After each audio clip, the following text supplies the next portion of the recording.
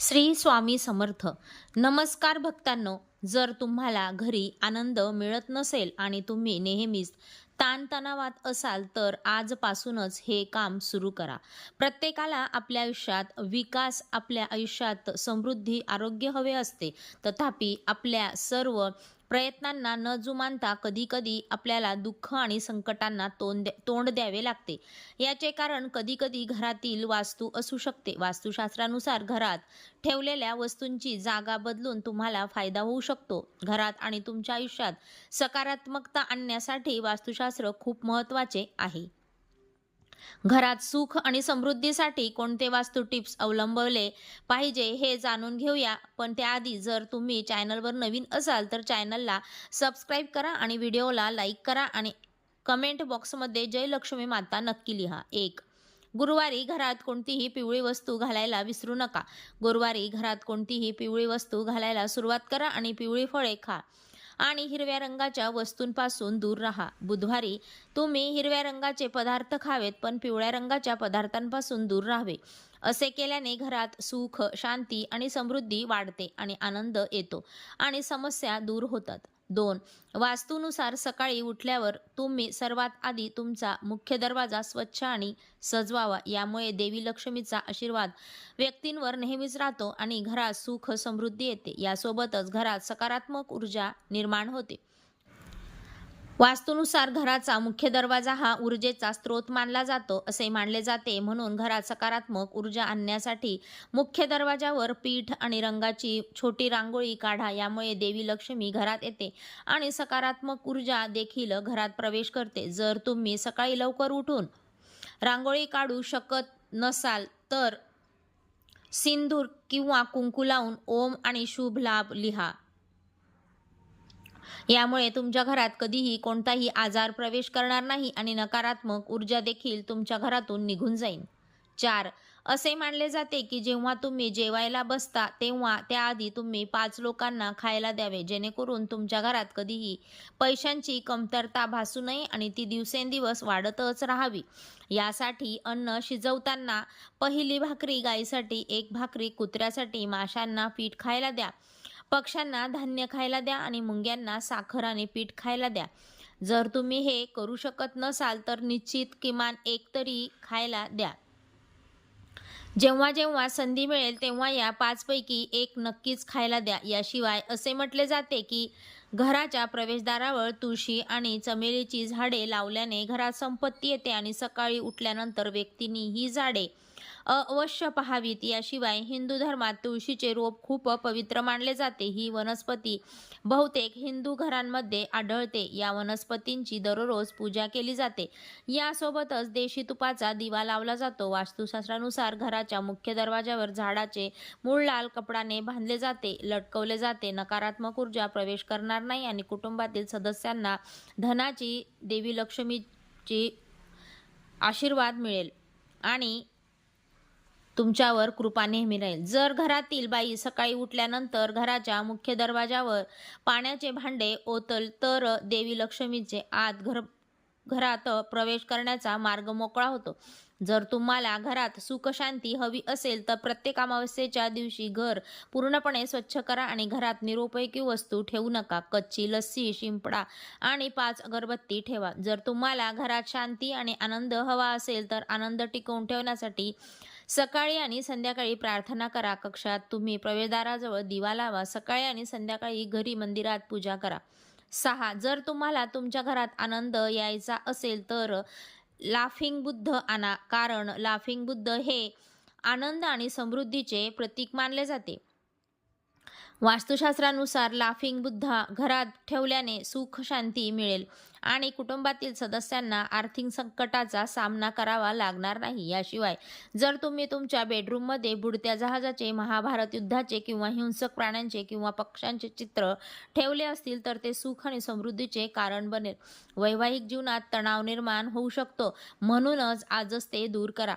7. झाडू नका. सूर्यास्ताच्या वेळी किंवा त्यानंतर झाडू नका. चुकूनही असे मानले जाते की असे केल्याने धनाची देवी लक्ष्मी रागवते आणि घर सोडते, ज्यामुळे तुम्हाला पैशांची कमतरता भासू शकते.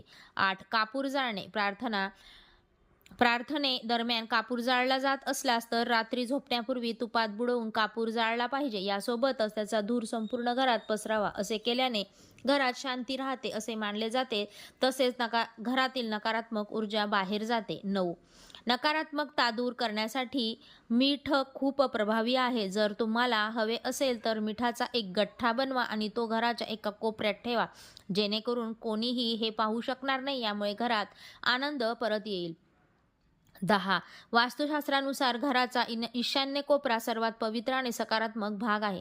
या कोपऱ्यात देवदेवता राहतात. म्हणूनच जीवनात प्रगती आणि यश मिळवण्यासाठी हे ठिकाण नेहमीच प्रकाशमान आणि स्वच्छ ठेवले पाहिजे. या ठिकाणी पूजास्थळ बनवले तर खूप शुभ आहे. 11.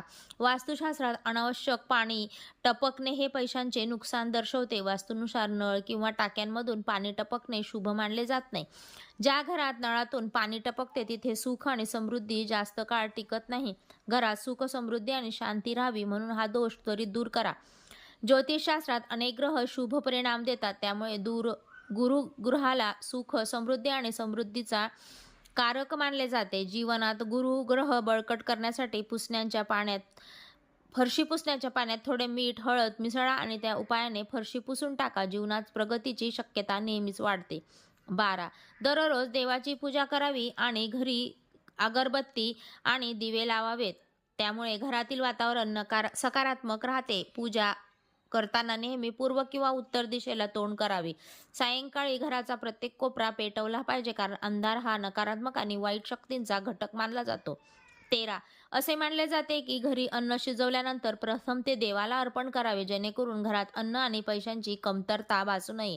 म्हणून सर्वप्रथम देवाला अन्न न खाता, अर्पण न करता आणि स्वयंपाकघरात असे कोणतेही अन्न शिल्लक राहणार नाही याची खात्री करा, ज्यामुळे देवी लक्ष्मीला त्रास होऊ शकतो आणि तिचा राग तुमच्यावर येऊ शकतो. 14. हिंदू धर्मात दान करणे महत्त्वाचे मानले जाते, जेणेकरून तुम्हाला काही पुण्य आणि आशीर्वाद मिळतील. म्हणून धान्य दान करणे देखील शुभ मानले जाते आणि जेव्हा तुम्ही भुकेल्या व्यक्तीला धान्य देता तेव्हा ते अधिक महत्त्वाचे होते. ते तुम्हाला पुण्य देते. आणि जर तुम्ही सक्षम असाल तर ब्राह्मण आणि गरीब लोकांना अन्न किंवा अन्नदान द्या, जेणेकरून पुण्य अदृश्य दोषांचा नाश करेल आणि कुटुंबाचे रक्षण करेल. हे दान तुम्हाला संकटातून वाचवेल. याचा फायदा तुम्हाला नाही तर तुमच्या भावी पिढ्यांनाही होईल. 15. जर घरातील कोणतेही मशीन किंवा उपकरण खराब असेल तर ते लवकर दुरुस्त करा किंवा बदला. घरात सदोष यंत्रे किंवा उपकरणेही रद्दी बनवून ठेवा. उपकरणांमुळे घरात नकारात्मकता वाढते, ज्यामुळे घरात मानसिक ताण, आजार आणि त्रास वाढतात. घराच्या प्रत्येक उत्तर आग्नेय दिशेला कारंजे ठेवा. असे मानले जाते की उपायाने घरात सुख, शांती, समृद्धी येते. 16. बरेच लोक जेवतानाही पैशांचा व्यवहार करतात. पैशांच्या व्यवहारांशी संबंधित अशा सवयी ताबडतोब सोडून द्या, अन्यथा देवी लक्ष्मी तुमच्यावर रागावू शकते. पैशांचे व्यवहार 5ही बोटांनी करावेत, यामुळे तुमची आर्थिक प्रगती होण्यास मदत होते. 17. सकाळी उठताच आपण आपले तळवे पाहिले पाहिजेत. आपले तळवे पाहणे चांगलेच मानले जाते. असे केल्याने सकारात्मक ऊर्जा मिळते. आपण आपले कर्म फक्त आपल्या हाताच्या बोटांनी करतो आणि शास्त्रानुसार देव तळहातांमध्ये राहतो. म्हणून सकाळी तुमचे तळवे पहा. 18. सकाळी लवकर पक्ष्यांचा आवाज ऐकणे खूप शुभ मानले जाते. तसेच जर तुम्हाला जो पक्षी दिसला तर ते केकवर आयसिंग आहे, याचा अर्थ असा की माता लक्ष्मी स्वतः तुमच्या घरी आली आहे. याचा अर्थ असा की आजचा दिवस तुमच्यासाठी चांगला असेल आणि यश तुमचे पाय चुंबन घेईल. 19. सकाळी उठल्याबरोबर तुमच्या आईला भेटायला जावे. आईचे आशीर्वाद महत्त्वाचे आहेत. म्हणून जर तुम्ही सकाळी उठून तुमच्या आईला भेटायला गेलात तर तुम्हाला प्रत्येक कामात यश मिळते. याशिवाय जर तुम्हाला जागे होताच मंदिरातील घंटेचा आवाज ऐकू आला तर तो खूप शुभ मानले जाते. याचा अर्थ असा की तुमचा दिवस खूप शुभ जाईल. तुम्हाला प्रत्येक कामात यश मिळेल आणि निकाल तुमच्या बाजूने लागतील. 20. ज्योतिषाच्या मते ग्रह तासांपासून मुक्ती मिळवण्यासाठी तुमच्या घरात पांढऱ्या चंदनाची मूर्ती ठेवा. यामुळे कुटुंबातील सदस्यांमधील तणाव कमी होईल आणि परस्पर विश्वास वाढेल. जर चंदनाची मूर्ती ठेवणे शक्य नसेल तर घरी कदम झाडाची एक छोटी फांदी ठेवा. यामुळे घरात शांती आणि आनंद राहील. याशिवाय घरातील त्रास दूर करण्यासाठी मंगळवारी हनुमानजींच्या मंदिरात पंचमुखी दिवा लावा. यानंतर तुमच्या घरात हनुमानजींसमोर अष्टगंधेचा प्रकाश टाका आणि तिचा सुगंध संपूर्ण घरात पसरवा. असे केल्याने घरातील नकारात्मक ऊर्जा निघून जाईल आणि सकारात्मक ऊर्जा वाहेल. यामुळे घरात आनंद आणि शांती येईल. ही सर्व माहिती सार्वजनिक हित घेऊन दिली जात आहे. याच्यात अंधश्रद्धा किंवा श्रद्धेनुसार ज्योतिष आणि धर्माचे उपाय सल्ला वापरून पहा. जय श्री स्वामी समर्थ.